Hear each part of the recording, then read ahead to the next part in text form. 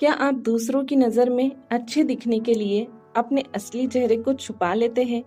क्या आपने कभी खुद से ये सवाल किया है, क्या मैं वाकई अपनी जिंदगी जी रहा हूँ या बस लोगों की उम्मीदें निभा रहा हूँ? तो आज मैं आपको ले चलती हूँ एक ऐसी किताब की ओर जो आपको वो साहस दे सकती है जो शायद आपको अब तक किसी ने नहीं दिया। The Courage to Be Disliked, एक ऐसी किताब जो कहती है खुश रहने के लिए सबको खुश करना जरूरी नहीं है। आइए दोस्तों, इस किताब के अध्यायों को समझते हैं। अध्याय 1, तुम्हारा अतीत तुम्हें बांध नहीं सकता। इस किताब में एक युवा है, बेचैन, उलझा हुआ और परेशान। वो दार्शनिक से कहता है, मैं जैसा हूँ वैसा मेरे अतीत की वजह से हूँ। मेरा बचपन मुश्किलों से भरा था। दार्शनिक मुस्कुराते हुए जवाब देता है, तुम जैसे अभी हो वो तुमने चुना है। हमेशा से तो यही सुना था कि बीते हुए कल ने हमें ऐसा बनाया है, लेकिन एडलरियन साइकोलॉजी कहती है हम अपने अतीत के कारण नहीं, अपने लक्ष्यों के कारण वैसा व्यवहार करते हैं। अगर कोई इंसान कहता है मैं शर्मीला हूँ क्योंकि बचपन में सब हंसते थे, असल में वो आज शर्मीला इसीलिए है क्योंकि वो भीड़ से बचना चाहता है।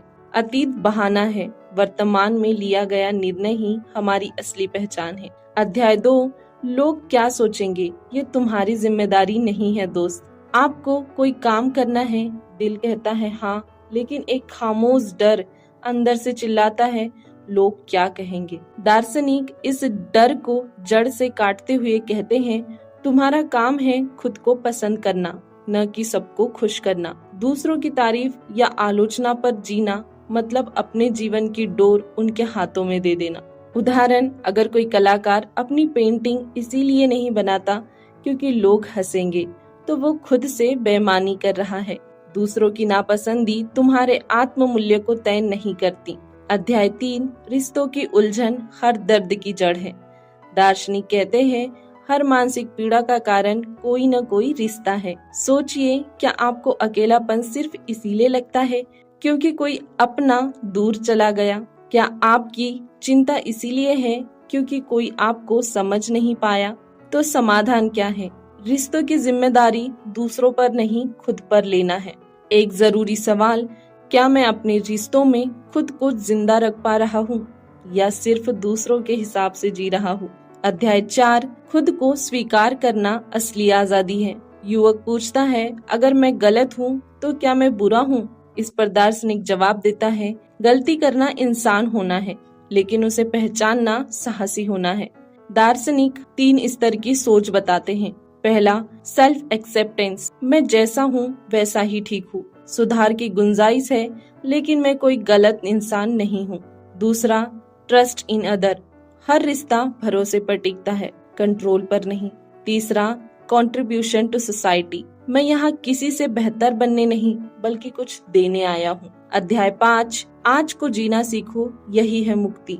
हम अक्सर सोचते हैं जब सब सही हो जाएगा तब मैं खुश रहूंगा, लेकिन दार्शनिक कहते हैं जीवन कल में नहीं आज में है। हर दिन, हर क्षण एक अवसर है खुद को दोबारा चुनने का। उदाहरण, सुबह उठकर तय करे आज मैं खुद को पूरी तरह जीऊंगा, चाहे कोई मुझसे सहमत हो या नहीं। यही है नापसंद किए जाने का साहस। दोस्तों, अब एक सवाल आपके सामने है, क्या आप अपने जीवन के नायक बनोगे या सिर्फ एक अभिनेता जो सबको खुश करता है? याद रखो, जिन्हें तुम खुश करने की कोशिश करते हो वो खुश भी पूरी तरह खुश नहीं है। इसीलिए आज से कहो, मैं अपनी जिंदगी को अपने तरीके से जीऊंगा, और हाँ, अगर किसी को पसंद नहीं आता तो कोई बात नहीं। दोस्तों, तो बताइए आपका कौन सा डर है जो आज आप इस ऑडियो बुक को सुनने के बाद छोड़ने वाले हैं? दोस्तों, याद रखिए, the real freedom is not doing what you want but daring to be who you really are. दोस्तों, अगर यह ऑडियो बुक समरी आपको पसंद आई है तो वीडियो को लाइक कर दीजिए और हमारे चैनल को सब्सक्राइब कर लीजिए ताकि ऐसे ही वैल्यूएबल वीडियोस आप तक पहुंचते रहें।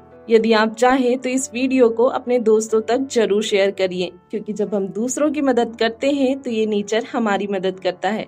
बाकी हम मिलेंगे एक ऐसे ही वैल्यूएबल वीडियो के साथ, तब तक के लिए धन्यवाद।